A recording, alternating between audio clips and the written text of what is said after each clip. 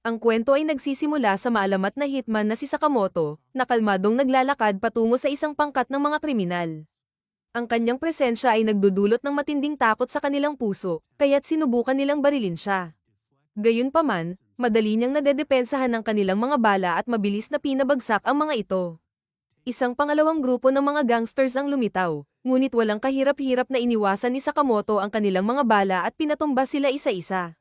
Maliwanag na siya ay isang kinatatakutang figura, iginagalang kahit ng ibang mga hitman na humahanga sa kanyang walang katulad na kasanayan. Isang araw, nakilala ni Sakamoto ang isang babaeng nagngangalang Aoi, at agad siyang naakit sa kanya. Dahil sa matinding damdamin, nagpasya siyang talikuran ng kanyang marahas na buhay upang bumuo ng isang pamilya kasama niya. Habang lumilipas ang panahon, siya ay tumaba at hindi na ang dating payat at matipunong mamamatay tao. Sa kanyang tindahan, pinapanood ni Sakamoto ang isang batang lalaki na nagsasanay gamit ang pana. Hindi niya nataman ang kanyang target at yumuko upang kunin ang kanyang palaso. Habang ginagawa ito, natapon ang tinta mula sa kanyang bag at natilamsikan ang damit ng isang lalaki. Nagalit ang lalaki at tinakat ang bata na papatayin siya. Sa isang iglap, inisip ni Sakamoto na makialam at saksakin ang lalaki sa leeg. Gayunpaman, nang magbalik siya sa katotohanan, napagtanto niyang isa lamang iyong panandali ang pag-iisip. Dahil sa matinding titig ni Sakamoto, nataranta ang lalaki at mabilis na nagpa siya na umalis. Lubos na nagpapasalamat ang bata kay Sakamoto sa kanyang pakikialam. Gayunpaman, isang psychic hitman na nagngangalang Shin, na nakabasa ng panandali ang pag-iisip ni Sakamoto ng karahasan, ang lumapit at ipinakilala ang kanyang sarili. Naramdaman ni Sakamoto ang posibleng panganib at pinag-isipang atakihin siya, kaya agad na kumilos si Shin, pinigilan siya at sinabing huwag nang isipin ang tungkol sa karahasan. Ipinaalala niya kay Sakamoto na dati silang magkasamang nagtatrabaho. Napansin ni Shin ang mga pagbabagong naganap sa buhay ni Sakamoto, lalo na sa kanyang negosyong pangpamilya, at ipinahayag ang kagustuhan niyang bumalik ito sa mundo ng mga hitman. Ngunit matibay ang paninindigan ni Sakamoto at idineklarang siya ay retirado na. Naguluhan si Shin at tinanong kung bakit niya iiwan ang kanyang maalamat na reputasyon. Sa halip na sumagot, kalmadong nagsimulang kumain ng noodles si Sakamoto. At sa puntong iyon, napagtanto ni Shin kung gaano na talaga siya nagbago, hindi na ang taong nabubuhay lamang sa rasyon sa labanan.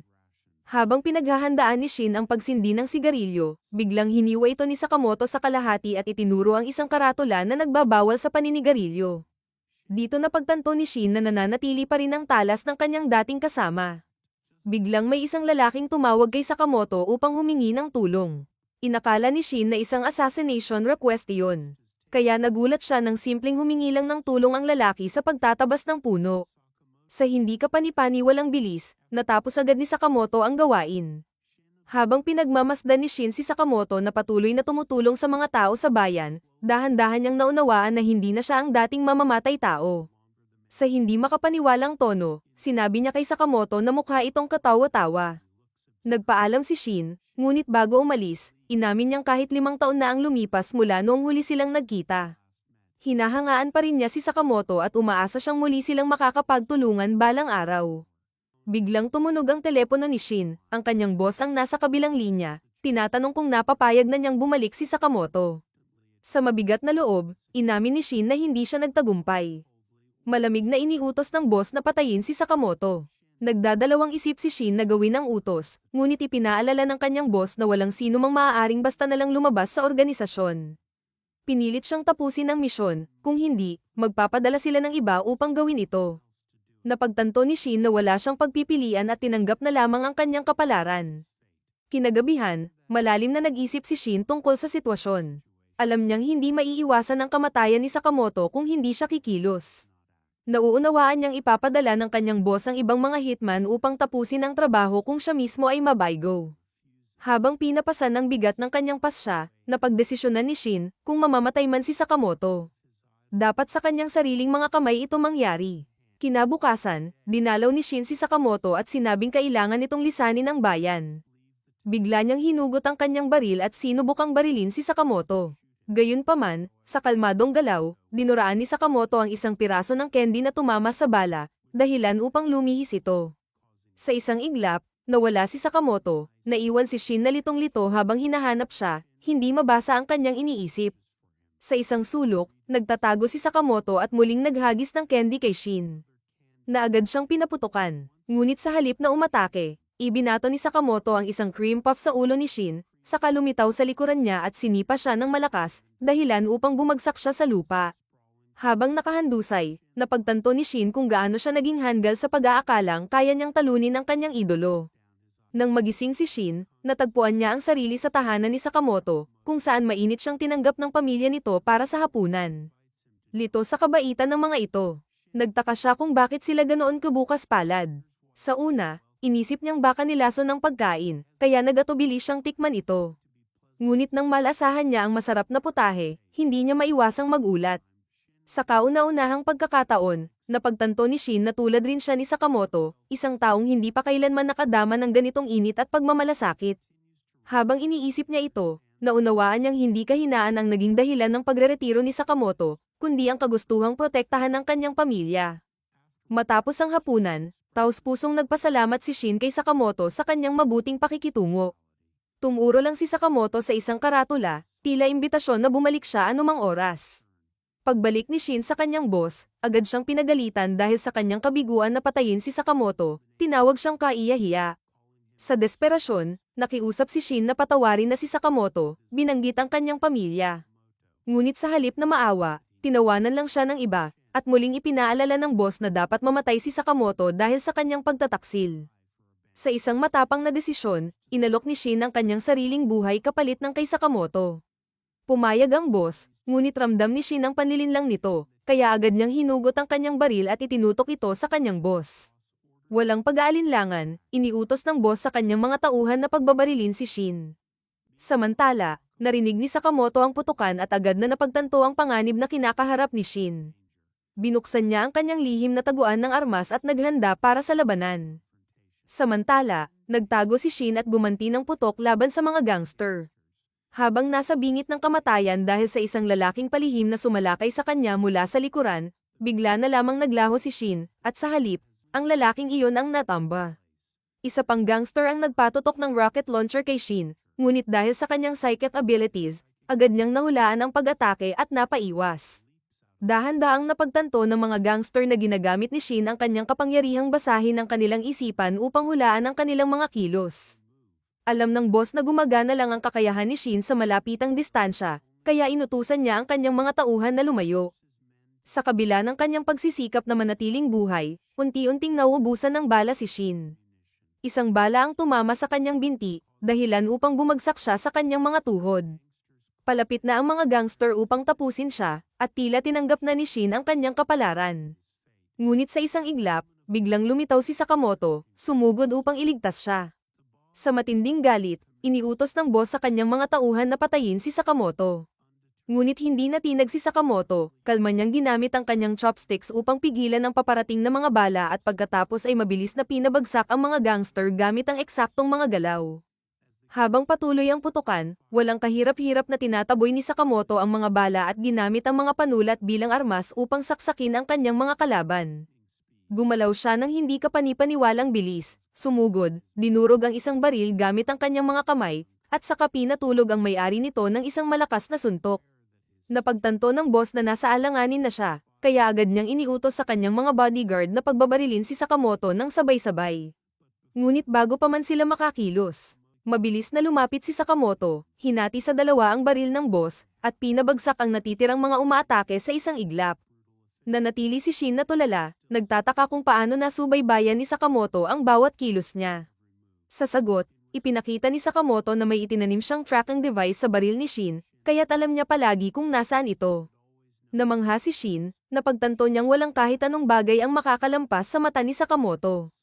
Habang naghahanda ng umalis si Shin sa bayan, inabot siya ni Sakamoto ng isang apron at sinabing maaari siyang kumita ng 800 yen kada oras sa isang convenience store. Makikita natin si Shin na nagtatrabaho sa likod ng counter. Isang dalaga ang pumasok at pinuri siya, sinasabing bagay sa kanya ang apron. Samantala, napansin ni Shin ang isang matandang babae na tila may hinahanap sa estante.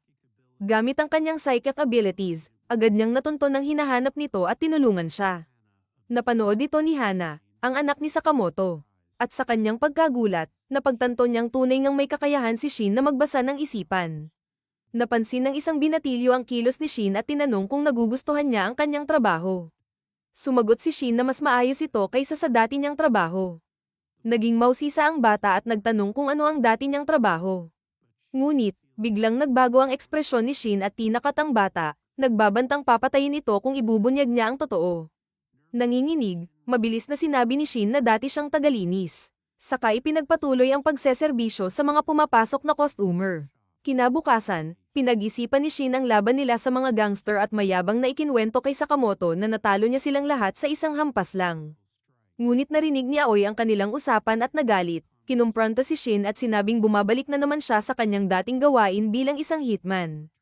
Agad namang ipinaliwanag ni Shin na hindi siya pumatay ng sinuman, tiniyak niyang hindi nakamamatay ang kanyang mga atake.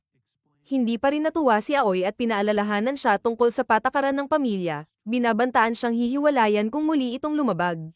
Litong-lito si Shin at tinanong si Sakamoto tungkol sa patakarang iyon. Sa malamig na sagot, inisip lang ni Sakamoto na pinatay na niya si Shin sa kanyang isipan at mahigpit na sinabing manahimik na lang siya. Nagpunta sila sa Nite Chinatown, kung saan bumili si Sakamoto ng pork buns para sa kanyang pamilya, sabik na ipatikim sa kanila ang delicacy.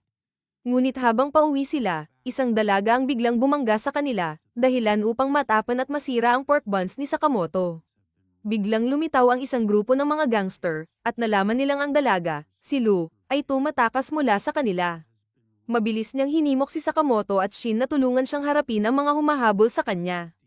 Iminungkahi ni Shin na umalis na lang sila, ngunit halatang malungkot si Sakamoto, iniisip kung paano ipapaliwanag kay Hana ang nasirang pork buns. Sumugod ang mga gangster, ngunit mabilis silang pinabagsak ni Lu, na agad napansin ni Shin na gumagamit siya ng tai chi. Napaligiran si Lu ng mga gangster, at kahit sinubukan niyang ipagtanggol ang sarili, isang lalaki ang nakahawak sa kanya at tinutukan siya ng kutsilyo. Bago pa man siya masaktan, sumingit si Sakamoto, madaling binasag ang kutsilyo at pinatumba ang umatake. Inatake rin ni Shin ang lalaking may hawak kay Lu, habang ang isa pang gangster ay bumunot ng baril.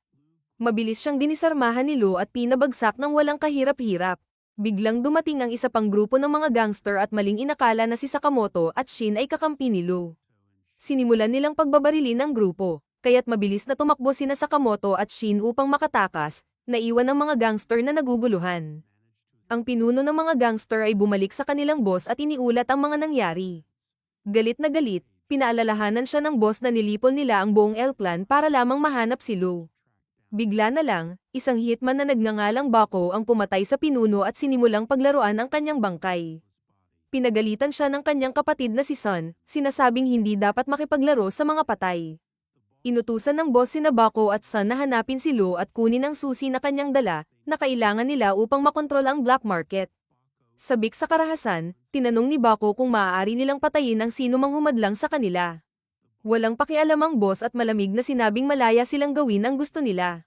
Samantala, nagtiwala si Lu kay Shin at Sakamoto, isiniwalat na siya ay anak ng isang makapangyarihang pamilya ng mafia.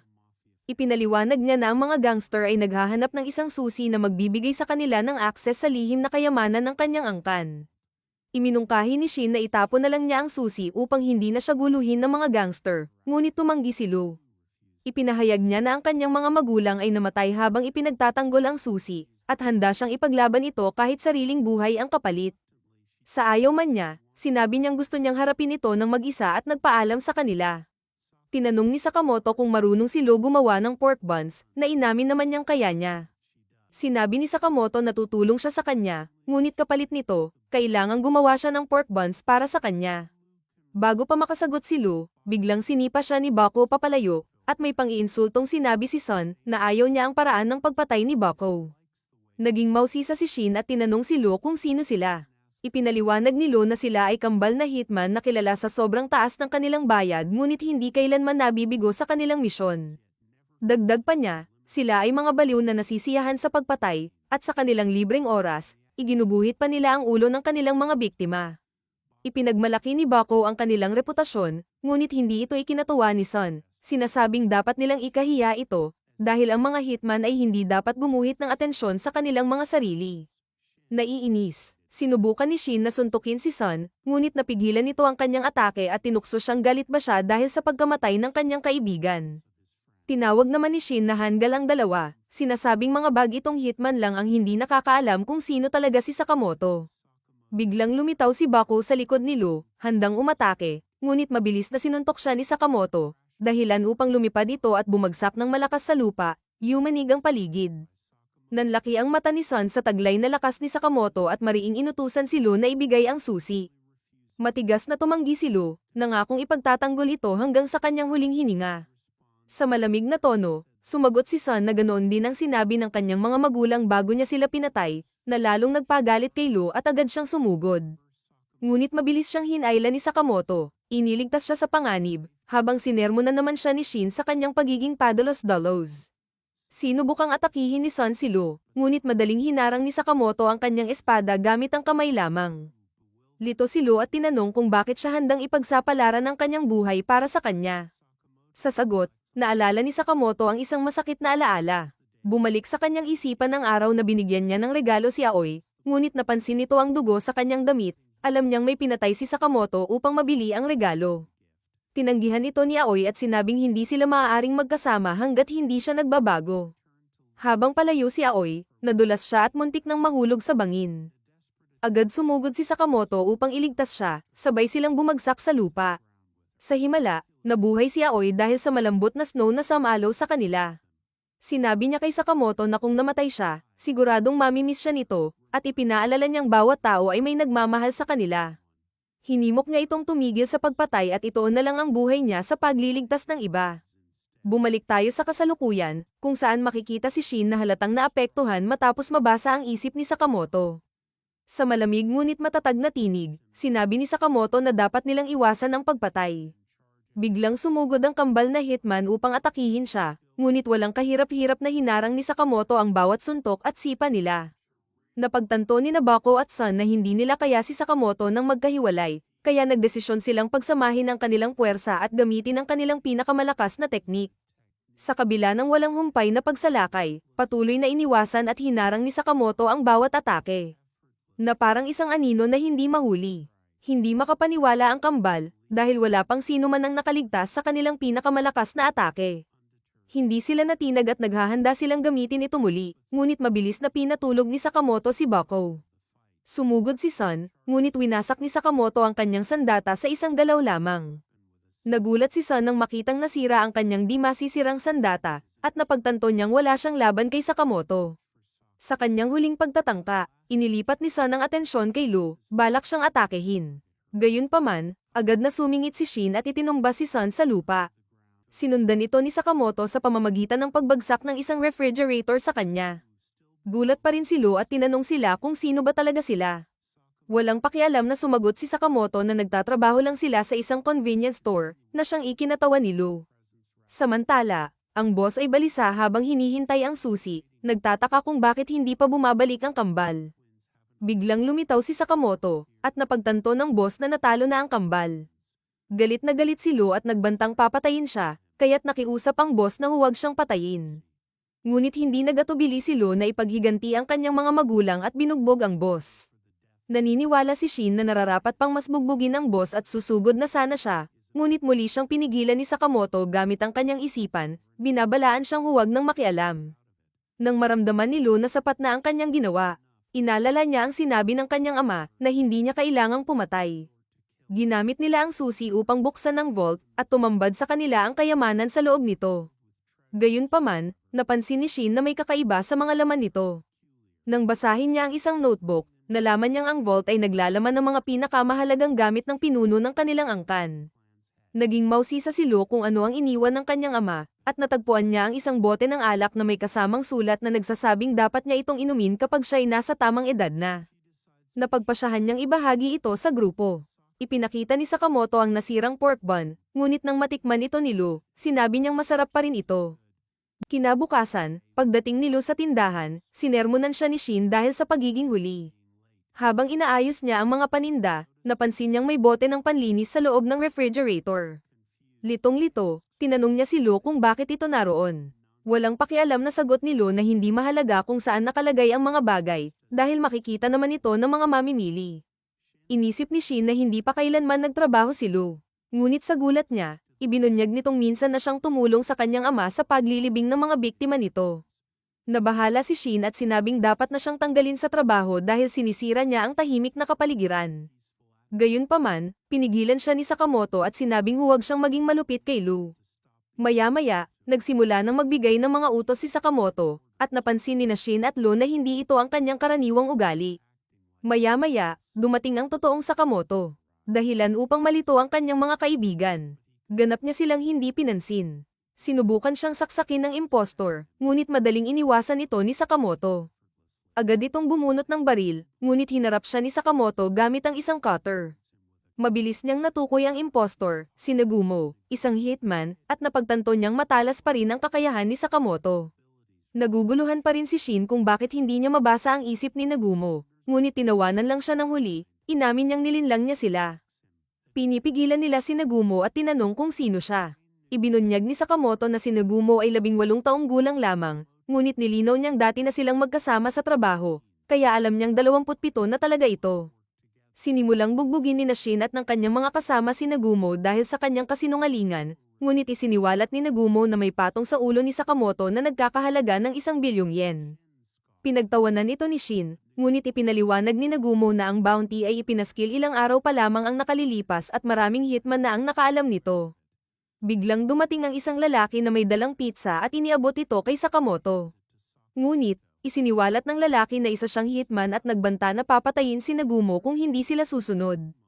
Binaliwala nila ang kanyang babala, at biglang sinakal ni Nagumo ang lalaki mula sa likuran, na nagpapatunay na totoo ang bounty. Nang akmang papatayin na ni Nagumo ang lalaki, pinigilan siya ni Sakamoto. Napansin ni Nagumo na ganap nang tumalikod si Sakamoto sa pagpatay, kaya siya'y nagulat. Pagkatapos, nagtanong siya kung kaya bang harapin ni Sakamoto ang mga hitman sa kanilang grupo, na nagdulot ng tensyon sa paligid. Ngunit agad niya itong nilinaw sa pamamagitan ng isang biro, sinasabing mga kapwa hitman lamang ang kanilang target. Nagtanong si Sakamoto kung sino ang maaaring gustong pumatay sa kanya, ngunit inamin ni Nagumo na hindi niya alam. Idinagdag niyang maraming may balak sa kanya, lalo na matapos niyang pabagsakin ang gang na humahabol kay Lu.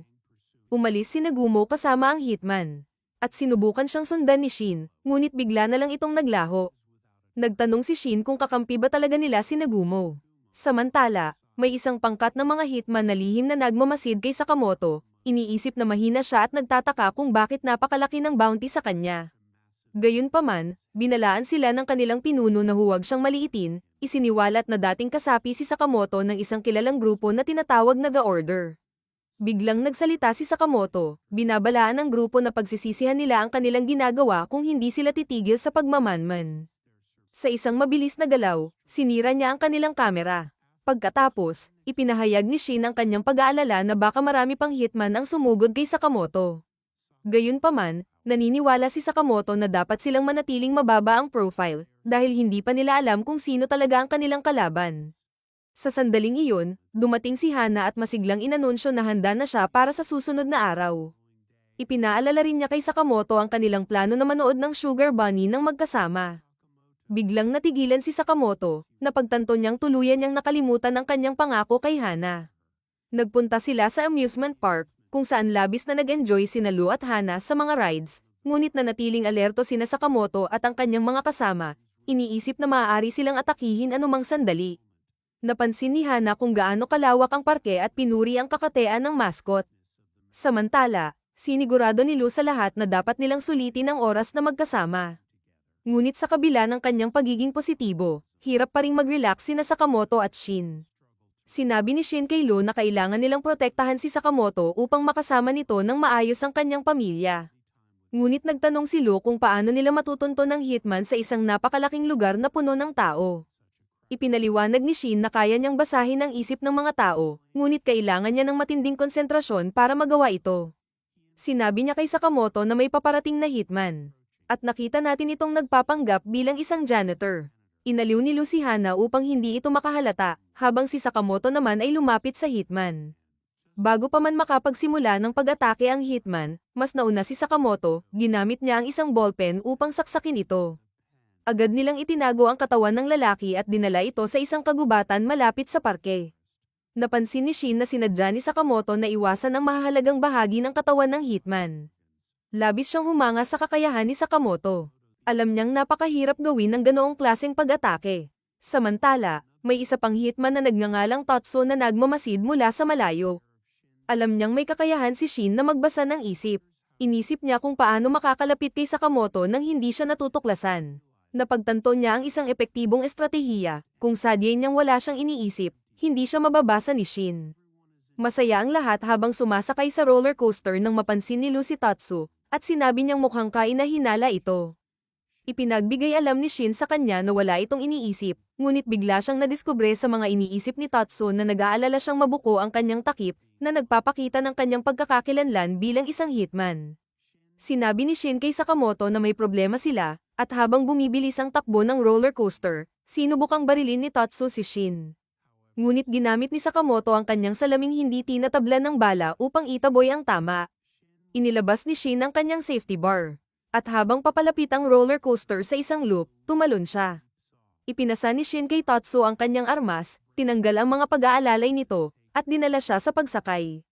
Ngunit pinagsisipa siya ni Tatsu, at halos hindi siya nakaligtas sa pagkahulog. Naghahanda si Shin para harapin si Tatsu ngunit agad niyang napansin na hindi niya mabasa ang isipan nito. Napansin niyang malapit na siyang mabangga ng roller coaster, kaya tumalon siya upang makaiwas. Ngunit handa si Tatsu at naghagis ng mga kutsilyo sa kanya. Sinubukan ni Shin na umiwas, ngunit tinamaang siya sa binti. Naramdaman niyang parang may hindi magandang nangyayari, at napagtanto niyang siya ay na-poison. Sinabi ni Tatsu nang may kasamang banta na malapit na siyang mamatay. Sa kabila ng lason na dumadaloy sa kanyang mga ugat, hindi sumuko si Shin. Binanggit ni Tatsu na ang mga mata ni Shin ay nagpapakita ng parehong takot na naroroon kay Sakamoto, na ayon sa kanya ay isang kahinaan. Sinabi niya kay Shin na kung hindi siya natatakot sa kamatayan, madali niyang naiiwasan ang mga kutsilyo. Sinabi ni Shin na natatakot si Sakamoto sa kamatayan dahil nais niyang protektahan ang kanyang pamilya. Idinagdag pa niya na ang mga tao ay lumalaban ng mas matindi kapag may pinoprotektahan. Napansin ni Tatsu na humihina na si Shin dahil sa lason at malapit nang magbanggaan muli ang roller coaster. Habang papalapit na ito, tumalon silang dalawa. Tumama si Shin sa rides at agad inabot si Tatsu, sinubukang tamaan siya. Ngunit lumaban si Tatsu ng matindi. At naisip ni Shin ang delikadong sitwasyon na kanyang kinaharap. Ginamit ni Shin ang kanyang mga powers upang basahin ang mga isipan sa paligid, at nalaman niyang si Sakamoto ay nasa Sugar Bunny Show. Dahil dito, tumalon si Shin kasama si Tatsu, at pareho nilang bumagsak sa loob ng tent ng Sugar Bunny. Isang performer, na inis na sa kanilang pag-abala, ang humarap sa kanila. Pinagbantaan ni Tatsu ang lalaki, ngunit tumawag ang Sugar Bunny, na nagpapakilala bilang si Shin, at humarap kay Tatsu. Si Shin, handa na para sa susunod na round, ay humarap muli kay Tatsu. Naniniwala si Tatsu na wala ng pag-asa si Shin, na siya'y patuloy na bulag dahil sa lason, ngunit ginulat siya ni Shin sa isang suntok. Ang mga tao, akala ay bahagi ito ng palabas, ay malakas na nagsimulang sumuporta. Naglunsad si Tatsu ng isang barrage ng mga kutsilyo, ngunit sumagot si Shin ng isang malakas na sipa, na ikinagulat ni Tatsu. Naguluhan si Tatsu, nagtataka kung paano pa rin siya nakikita ni Shin. Samantalang sinusubukan ni Lu makipag-usap kay Sakamoto, na natili itong tahimik, kaya inisip ni Lu na tinatangkilik lamang ni Sakamoto ang palabas. Ngunit, naging malinaw na si Sakamoto ay naggagabay kay Shin sa laban, binibigyan siya ng mga estratehikong payo. Nahihirapan si Tatsu habang inaasahan ni Shin ang bawat galaw niya. Kahit na nakapaghapil ng sugat sa costume ni Shin, napansin niyang nakapikit na ang mga mata ni Shin. Naramdaman ni Sakamoto ang tamang panahon para tapusin ang laban at inutusan si Shin na tapusin ito. Sa isang malakas na sipa, pinabagsak ni Shin si Tatsu sa lupa. Ang host, na labis na namangha, ay inanunsyo na ang Sugar Bunny ay naglabas ng kanyang ultimate move, at ang mga tao ay sumabog sa palakpakan. Si Shin, na kontento, ay nakaramdam ng ginhawa dahil alam niyang naprotektahan niya si Sakamoto. Habang nagdiriwang, si Lu, na may halong kalungkutan, ay nagsimulang maghanap kay Shin sa crowd. Hindi niya alam na dalawa pang asasin mula sa gang ang lumabas, naglalayong tapusin si Sakamoto. Isa sa kanila, isang babae na ang pangalan ay Obiguro, ay ipinahayag ang kanyang pagkabigo sa pagtatrabaho sa isang ganitong masikip na lugar. Ang kanyang kasama, na laging alerto, ay pinaalala sa kanya ang pangunahing misyon, tiyaking mamatay si Sakamoto, ngunit iwasan ang hindi kailangang pagkamatay ng ibang tao. Binalaan siya na mag-focus at huwag mawalan ng konsentrasyon, at tanging ang kanilang layunin lang ang targetin. Samantala, inapply ni Lu ang antidote sa mga mata ni Shin, maingat na pinapalakas ang mga lason na nagpapahirap sa kanya. Si Shin ay kumurap dahil sa sakit habang unti-unting umuobra ang lunas. Binanggit ni Lu, na may kaluwagan, na swerte nilang mayroon silang antidote upang kontrahin ang lason. Ang assassin, na may mapang mataas na ekspresyon, ay nagbiro na palagi siyang may dala ng mga ganitong lunas. Itinuturing itong isang natural na pag-iingat. Si Sakamoto, na nagsisimulang mawalan ng pasensya, ay diretsong nagtanong tungkol sa pagkakakilanlan ng taong nagpadala sa kanya upang patayin siya. Nag-atubili ang assassin, at nagtanong kung pababayaan siya ni Sakamoto kung ibubunyag niya ang katotohanan. Bago siya makapagsalita pa, humarap si Lu, ang tinig ay matalim nang magtanong kung ang mga kutsilyo na ginamit niya ay may lason. Ang assassin, na nahuli sa kanyang tanong, ay umamin na oo. May lason ang mga ito. Nang walang kalugit-lugit, mabilis na inihatid ni Lu ang isang kutsilyo sa tagiliran ng assassin at pinabagsak ang bote ng antidote sa sahig, banta na papayagan itong mabuhos maliban kung susundin siya. Si Shin, na patuloy pa ring nagpapagaling, ay mahina pa ring nagpaalala kay Lu na hindi pa siya ganap na gumaling. Sa ilalim ng lumalalang presyon, nag-aatubili na umamin ng assassin na siya ay inarkila ng isang kadudadadang kumpanya na tinatawag na Dongani. Ipinaliwanag niya na madalas magpadala ang Dongani ng mga assassin sa mga solo na misyon. Na pinapalabas silang mag-isa at magtaguyod sa kanilang sarili. Habang tumatawa ng may pagkasinikal, idinagdag niya na, sa kanyang linya ng trabaho, ang lahat pagkatapos ng kamatayan ay kasing tindi ng lason. Inakusahan ni Shin ang assassin sa kanyang mga naunang pang-aasar, ipinakita na kung hindi dahil sa mga banta ni Lu, mananatiling tahimik ang assassin. Nag-aatubili na inamin ng assassin na nagsalita lang siya upang manatili sa buhay, ipinapakita na wala siyang loyalty sa Dongani at wala siyang tunay na pagkakaisa sa organisasyon. Na-interes ni Shin, at tinanong kung ang assassin ay nakarehistro sa GIA. Kumpirmado ito ng assassin. Naguluhan si Lu, kaya nagtanong kay Shin kung ano ang GIA. Bilang sagot, ipinakita ni Shin ang isang ID card at ipinaliwanag na ito ay isang global na organisasyon na namamahala sa mga profesional na assassin. Idinagdag pa niya na pareho sila ni Sakamoto ay naging miyembro nito noon. Sinuri ni Lu ang card at tinanong kung parang driver's license. Sumimangot si Shin at sagot, na ang pagkuha ng GIA license ay mas mahirap kaysa sa pagkuha ng karaniwang lisensya ng pagmamaneho. Pagkatapos, inilipat ng assassin ang pansin kay Sakamoto, at tinanong kung totoo ba ang mga rumor na siya ay isang alamat sa organisasyon. Ngunit nanatiling tahimik si Sakamoto. Dumating sa puntong iyon ang asawa at anak ni Sakamoto. Napansin ng kanyang asawa ang assassin na nakatali at nakagapos, at nagtanong kung bakit nila ito tinali. Habang mabilis na nag-iisip, tumugon si Shin na ang assassin ay nagre-rehearse para sa isang escape act sa palabas ng parke, at tinutulungan lang nila siya. Ang anak ni Sakamoto, na puno ng saya, ay nagsabi na handa na ang tanghalian at inimbitahan ng lahat na sumama sa kanya. Pumunta sila sa tanghalian, iniwan ng assassin sa likuran. Ngunit bago sila umalis, bumalik ang anak ni Sakamoto at naglagay ng band-aid sa kamay ng assassin, pinupuri siya sa kanyang performance sa palabas.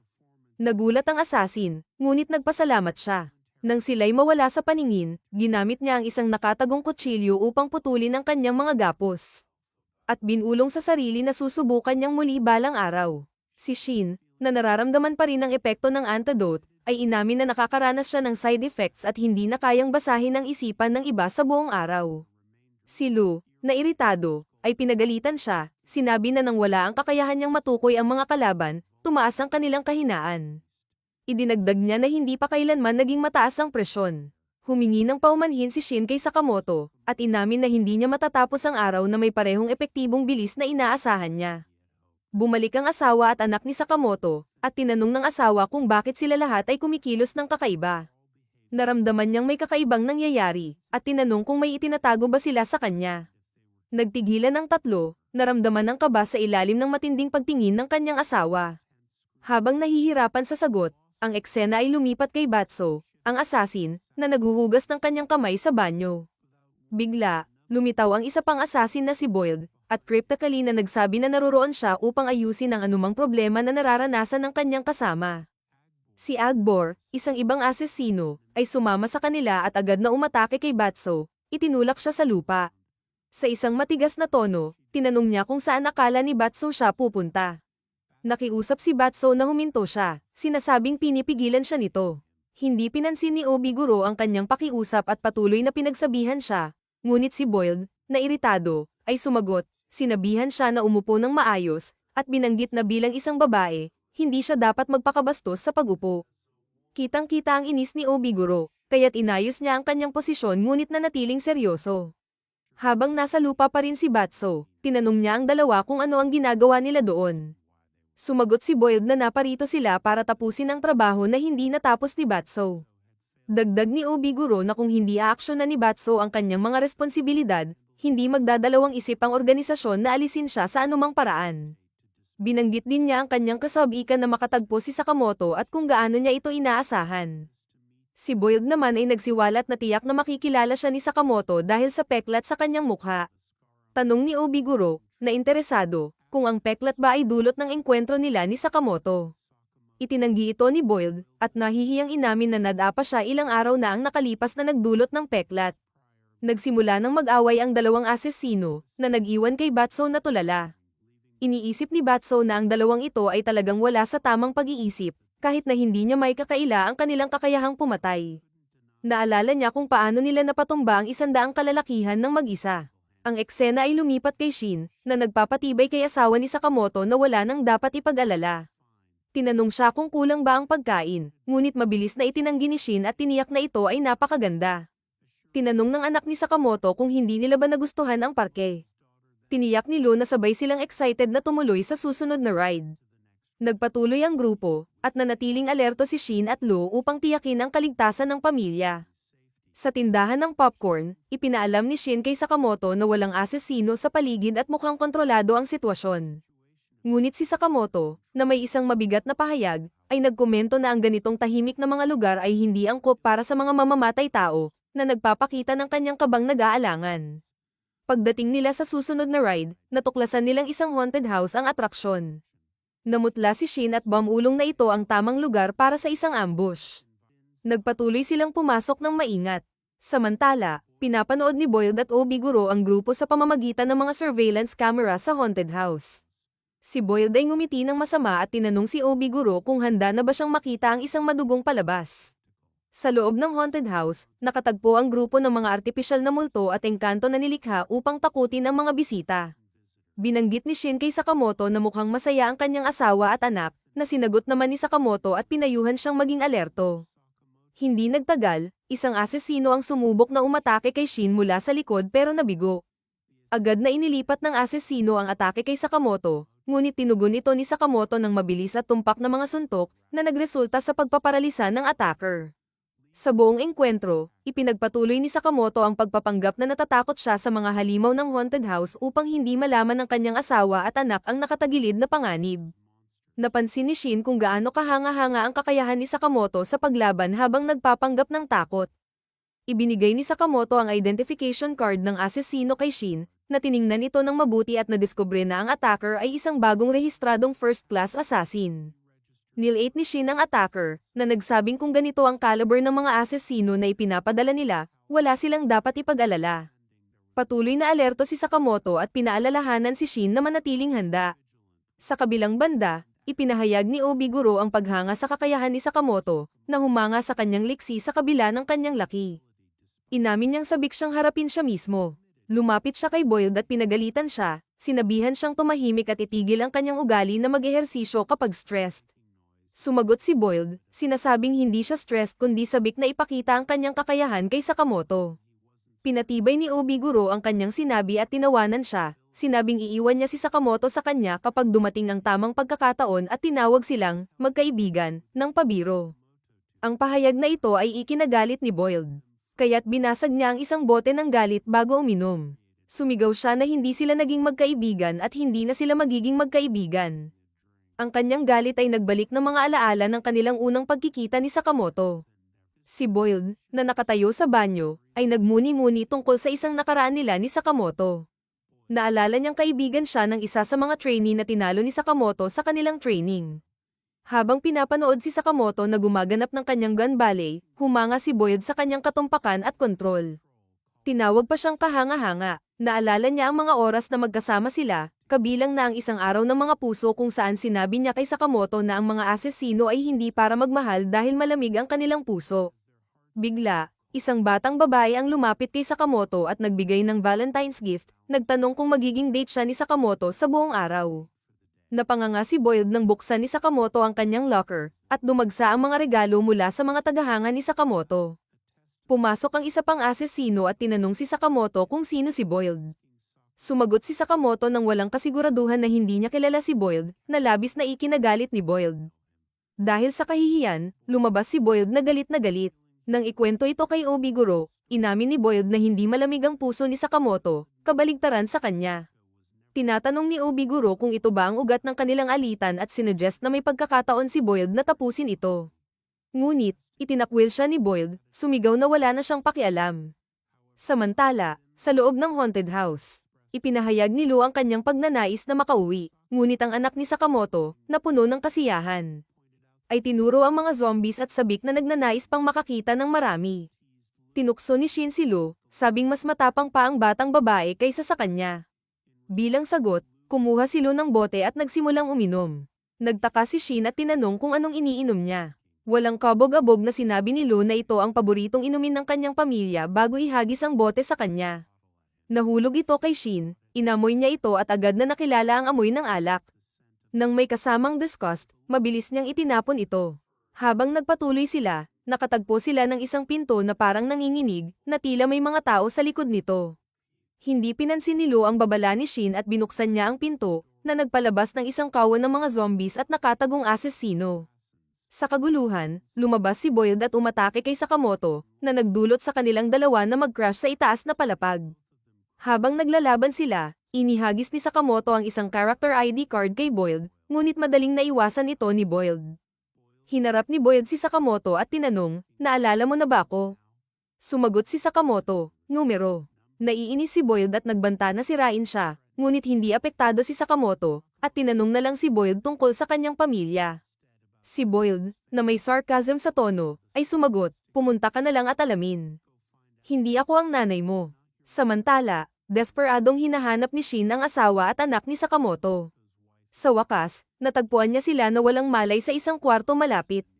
Bago siya makapag-aksyon, lumabas si Obiguro, kasama ang isang grupo ng mga asesino. May ngisi sa mukha, tinukso niya si Shin, tinawag siyang susi sa misyon. Bago makapagsalita si Shin, dumating si Lu at ibinagsak ang isang malakas na suntok sa mukha ni Obiguro, na nagpadala kay Obiguro pal iPad at nagdulot sa kanya na magdugo. Tumayo si Lu, idineklara na ipapakita niya ang lakas na ipinamana sa kanya ng kanyang pamilya. Bumalik kay Sakamoto at Boyd, ulitin ni Boyd ang kanyang tanong, tinanong kung naaalala na siya ni Sakamoto. Muli ay sumagot si Sakamoto na hindi, at tinanong si Boyd tungkol sa kanyang pamilya. Naiinis, sumagot si Boyd, "Pumunta ka na lang at alamin. Hindi ako ang nanay mo." Inatake ni Sakamoto si Boyd, ngunit tumugon si Boyd sa pamamagitan ng paghagis ng maliit na bomba sa kanya. Ang pagsabog ay hindi gaanong nakaapekto kay Sakamoto, na mabilis na gumanti ng isang malakas na palo. Ngunit, maingat na iniiwasan ni Boyd ito at nagpakawala ng serye ng mga kulay na pellet, na sumabog sa paligid ni Sakamoto at nagdulot ng kaguluhan sa kwarto. Sa gitna ng kalituhan, nakatama si Boyd ng isang suntok kay Sakamoto, na nagpagalaw sa buong gusali. Samantala, inihayag ni Obiguro sa kanyang grupo, nagsimula na ang party. Iniiwasan ng isang suntok mula kay Lu, hinawakan ni Obiguro ang pulso ni Lu. At inamin ang lakas nito, ngunit ipinagmayabang na siya ang superior na mandirigma. Pagkatapos, hinawakan ni Obiguro si Lu sa ulo at mabilis siyang inalag hanggang sa mawalan ng malay si Lu at matamba sa sahig. Pagtingin kay Shin, tinukso siya ni Obiguro, sabing oras na niya upang ipakita ang kanyang lakas. Dalawang asesino ang nagbigkis kay Shin sa isang metal frame habang ang isa sa kanila ay nagbabantang may hawak na chainsaw. Tinukso ni Obiguro si Shin, nagsabing naniniwala siyang ang lakas ni Shin ay lumalabas lamang kapag siya ay tinutukso.